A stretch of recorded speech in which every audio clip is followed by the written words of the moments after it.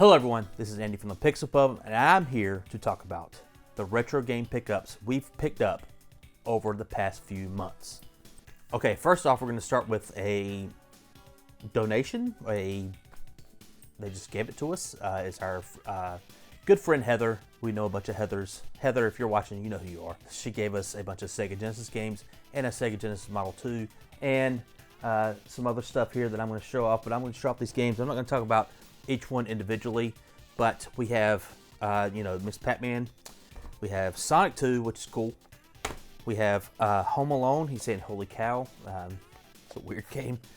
We have Hard Driving, which I could not get to work, which is a shame because on the back it looks pretty cool. It looks like a proto 3D first-person driving game. We have Bart versus the Space Mutants from The Simpsons. I almost bought this game in Canada a few years ago for like $5 just because I love this art. It's a terrible game, but I love this art. I just wanted it. Now I have it. It's super cool. Barney's Hide and Seek game. I don't know. These yellow box Sega Genesis games I never really interacted with because I was not a toddler. I don't know. It's a game for, pre-K kids, and that's cool. And Tiny Toon Adventures, outside of Sonic 2, probably the best game on this pile. It's really good. It's a fun little platformer. If you ever see this out in the wild, Tiny Toon Adventures, and you're a Sega Genesis fan, Buster's Hidden Treasure, pick it up because it's a good time. Okay, we also got this from our good friend Heather, the official Sega Genesis Pro Tips book. This is pretty cool. It's got a bunch of like tips and tricks for all these games. Oh man, there's a printout. For Sonic 2, it's got the level select stuff and all that mess. I had that memorized as a child. It's in the Shining in the Darkness page there. A game we don't own, but it's a weird game. What's it? Revenge of Shinobi? Awesome game. Want some tips and tricks and all this stuff? You want some John Madden 1992? You got it. You want some, what else we got here? Corporation. I don't even ever heard of this game. Let's go. Castle of Illusion. Awesome game. Starring Mickey Mouse. Fun little platform. But thank you, Heather. We will treasure all this stuff. We love this stuff. And we love you. Super cool. Okay, next up is a game that I picked up at GalaxyCon this year. We did a video about it. You saw some of the pickups that I got. And there was a lot of, retro game vendors there. Representation there that I've never really seen in the past. Like, there was kind of some stuff. There was always this guy that was selling like these Japanese Sega Saturn games, and I'd pick up a few of those from him, but there was a lot more this year. It's kind of crazy. But I picked up Cybernator. Cybernator on the Super Nintendo. It's part of the Assault Suit Leno series, I believe.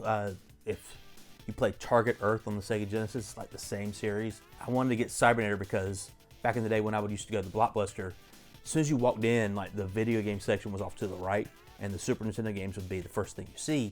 And Cybernator in this big box with this big robot there with this big shield always stood out to me. I'm like, what the fuck is that game? I'm like, I don't have a Super Nintendo. How do I want to play that? So I picked it up and messed around with it a little bit, and it's like Assault Suit Leno. It's like Target Earth. It's got the weird controls and everything, but with the more buttons that the Super Nintendo provides, I don't know.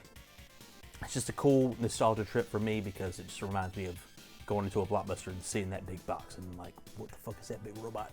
I want to know more about that game. Okay, next we're going to talk about a little bit of handheld stuff here that it's Kathy's bread and butter, the stuff she picked up. First off is Tetris Blast on the Game Boy.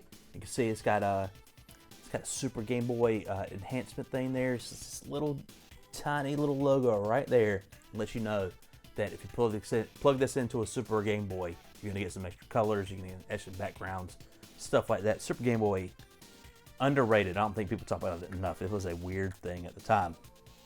But Tetris Blast is also weird. It is not Tetris necessarily. It is not, the same 4-block formula, 5-block formula. I can't remember how many blocks are in Tetris, but there's, little bombs and stuff inside the field that you're trying to play, and you're trying to explode them. So that's how you get rid of your pieces and stuff like that. It's a fun little puzzle game. I remember seeing it advertised like holy hell in like magazines and comic books at the time. Just that logo, for whatever reason, stands out in my mind a lot.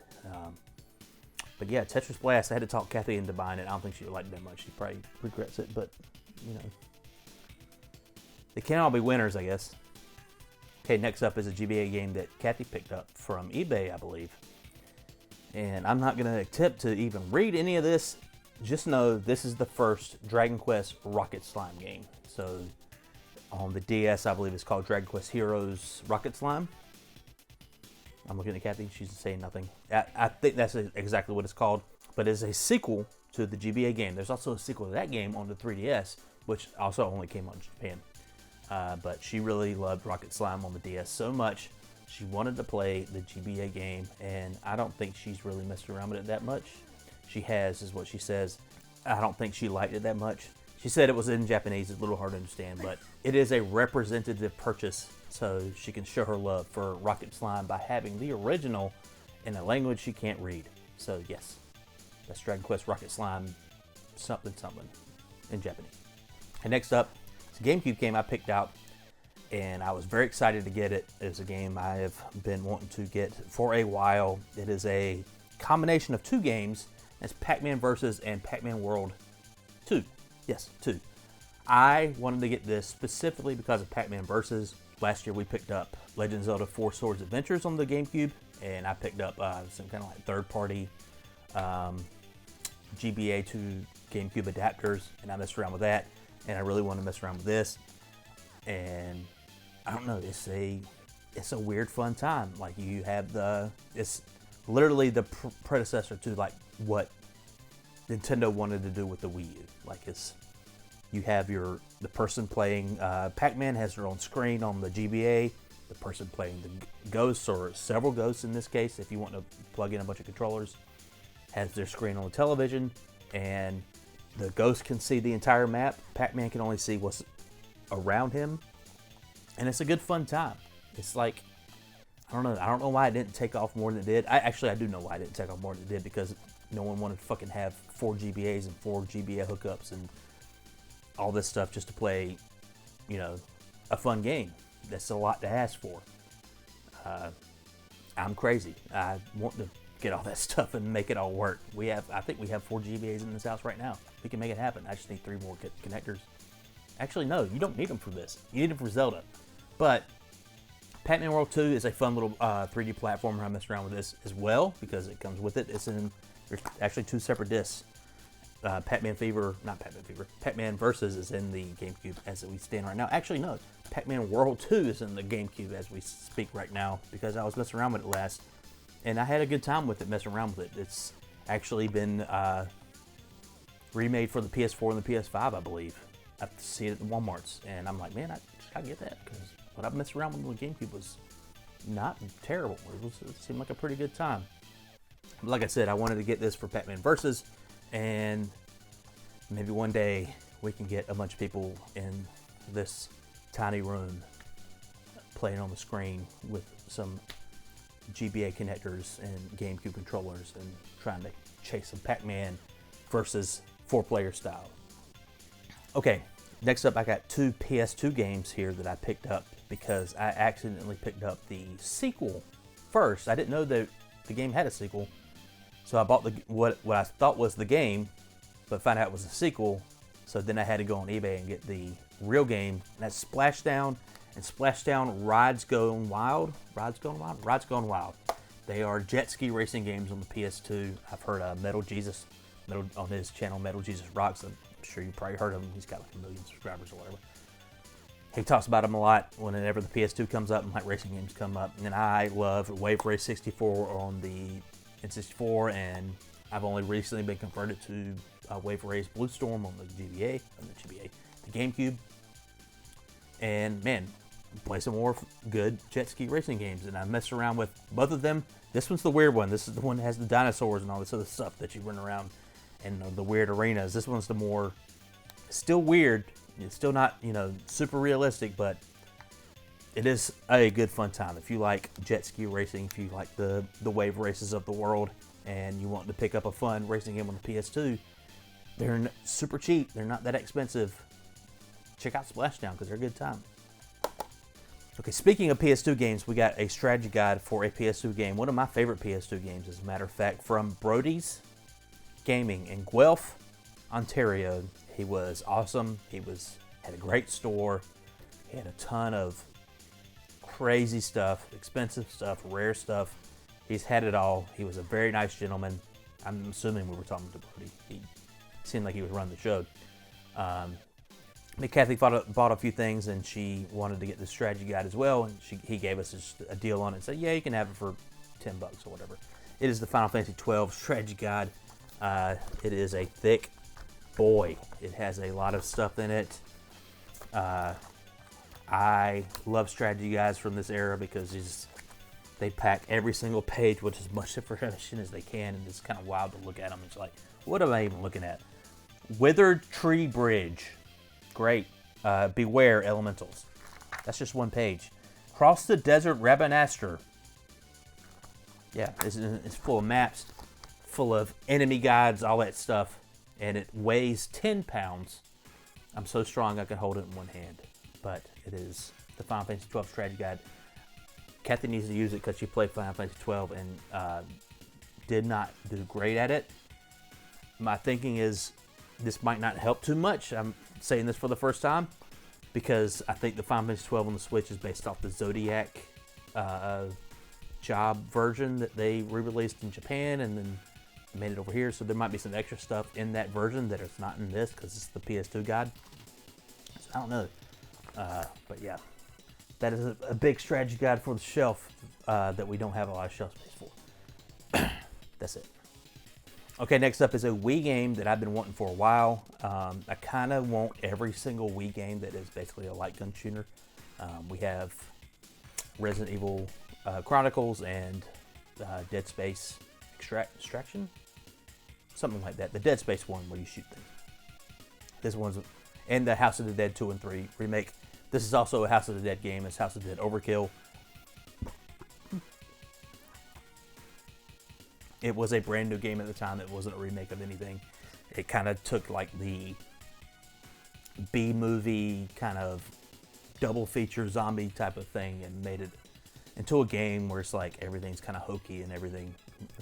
One of the main characters cusses a lot and there's copious amounts of blood. It's kind of a, it's taken after that whole genre movie, Grindhouse, stuff like that.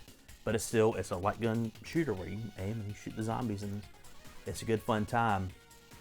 I kind of wanted to play it this Halloween, but I completely forgot about it. It happens. But I am one step closer to having all of the light gun shooters on the Wii. If anyone wants to hit me up with Resident Evil Dark Side Chronicles for, free, I'll take it. I'll send you my address. But yeah, that's House of the Dead Overkill. Fun game. Got it at, where did I get this from? I don't know. Was it at GalaxyCon? I can't remember. It's been so long since I did one of these retro things. Okay, last game is a game I definitely picked up at GalaxyCon, and now that I think about it, I definitely did get House of the Dead Overkill at GalaxyCon. It is a Wii U game. It is NES Remix Pack, which has both of they did the digital-only releases of NES Remix 1 and NES Remix 2. These are both of them in one physical disc. When this originally came out, I didn't really pay it much attention. I was like, that's neat. Whatever. I love the NES games. They're over there. I have a lot of them. Just wasn't something I was looking for at the time. And when that NES World Championship came out, I was like, oh man, I need to go back and actually mess around with this. And sure enough, at GalaxyCon, they had it for a good price. Picked it up and messed around with it a little bit, and it's slow going at first, like every Nintendo game. Like they don't want to give you the good stuff at first. They want you to fucking work for it, I guess. I think it's a good time when they just make a good like ROM hacker stream where, hey, the big ghosts from Mario 3 are in Kirby or whatever. You're playing as Link and Punch-Out or the stuff like that. They do weird stuff where you're playing as Mario in this level and everything's a shadow and you can't see. And it's a weird little thing. I was glad to get it for a good price. Glad to have it in the collection. It is the Nintendo Selects version, so it's not the original version. NES Classics return with a twist. what it says on the front of the box. I don't know. I think I like this better than what they did with the World Championship stuff, because that is just straight speed run. Can you get a good time just, getting to the Morph Ball Metroid, or getting to, the first Mushroom Mario, whatever it was. This is way more creative, I think. And I want more creative things in my games. Please. You know me, I like creative stuff. Okay, that's been the retro game pickups for the past couple months. We have a lot of stuff. Not as much as usual. The retro game market has been nuts, is the soundest way I could put it. Everything's expensive. Everything's rare. Everything's through the roof. So that's why I've been more concentrating on the Switch and stuff like that. But I still love my retro games. I love them to death. I hope this little bubble explodes sometime soon so I can buy more. I need more NES games. I need more Super Nintendo games. What is this? One Super Nintendo game in this whole? What are we talking about here? Anyway, please like and subscribe, all that fun stuff. I've been Andy from the Pixel Pub. Peace out.